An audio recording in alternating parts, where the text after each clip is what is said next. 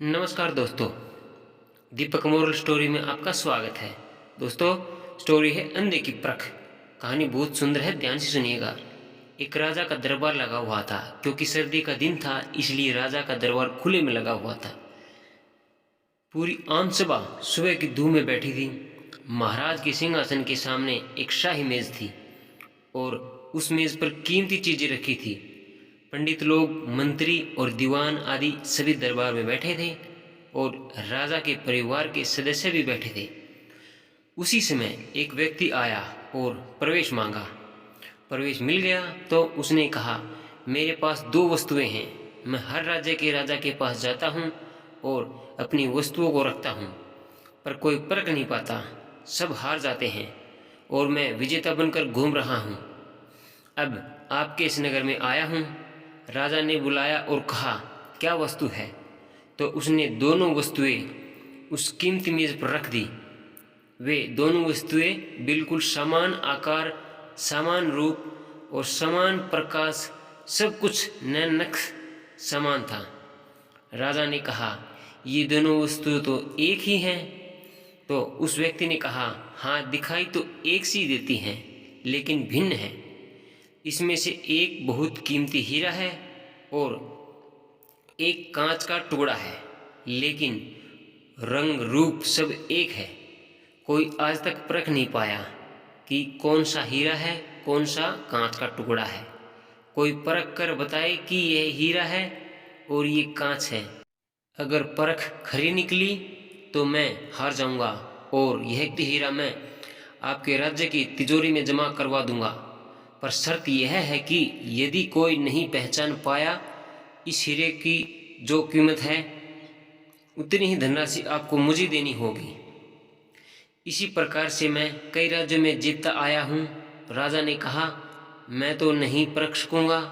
दीवान बोले, हम भी हिम्मत नहीं कर सकते, क्योंकि दोनों बिल्कुल समान हैं।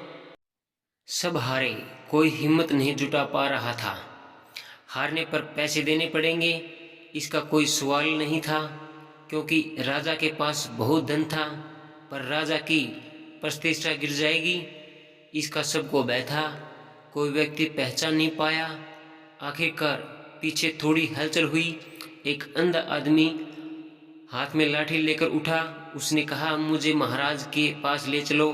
मैंने सब बातें सुनी हैं और यह भी सुना है कि कोई परख नहीं पा रहा है। एक अवसर मुझे भी दो। एक आदमी के सहारे वह राजा के पास पहुंचा। उसने राजा से प्रार्थना की, मैं तो जन्म से अंधा हूँ, फिर भी मुझे एक अवसर दिया जाए, जिससे मैं भी एक बार अपनी बुद्धि को परख लूँ और हो सकता है कि सफल भी हो जाऊं। और यदि सफल न भी हुआ तो वैसे भी आप तो हारे ही हैं। राजा को लगा कि इसे अवसर देने में क्या हर्ज है।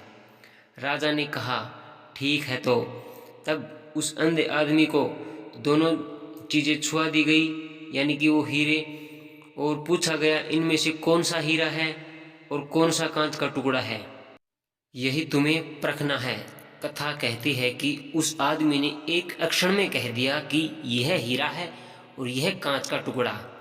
जो आदमी इतने राज्यों में जीत कर आया था वह नतमस्तक हो गया और बोला, सही है, आपने पहचान लिया, धन्य हो आप। अपने वचन के मुताबिक यह हीरा मैं आपके राज्य की तिजोरी में दे रहा हूँ। सब बहुत खुश हो गए और जो आदमी आया था वह भी बहुत प्रसन्न हुआ कि कम से कम कोई तो मिला परखने वाला। उस आदमी से राजा और अन्य सभी लोगों ने उस अंधे व्यक्ति से एक ही जिज्ञासा जताई कि तुमने ये कैसे पहचाना कि यह हीरा है और वह कांच? उस अंधे ने कहा कि सीधी सी बात है मालिक, धूप में हम सब बैठे हैं, मैंने दोनों को छुआ। जो ठंडा रहा वह हीरा और जो गर्म हो गया वह कांच। जीवन में आप भी देखना, जो बात बात पे गर्म हो जाए, उलझ जाए, वह व्यक्ति कांच है, और जो विपरीत परिस्थितियों में भी ठंडा रहे वह व्यक्ति हीरा है। और दोस्तों, हीरे की तो आपको परख हो ही गई। दोस्तों मैं अब आपसे जानना चाहता हूँ इस स्टोरी से आपको क्या शिक्षा मिलती है, कमेंट में ज़रूर बताइएगा। और दोस्तों चैनल को लाइक और सब्सक्राइब ज़रूर करिएगा। मिलते हैं अगली वीडियो में। धन्यवाद दोस्तों वीडियो देखने के लिए।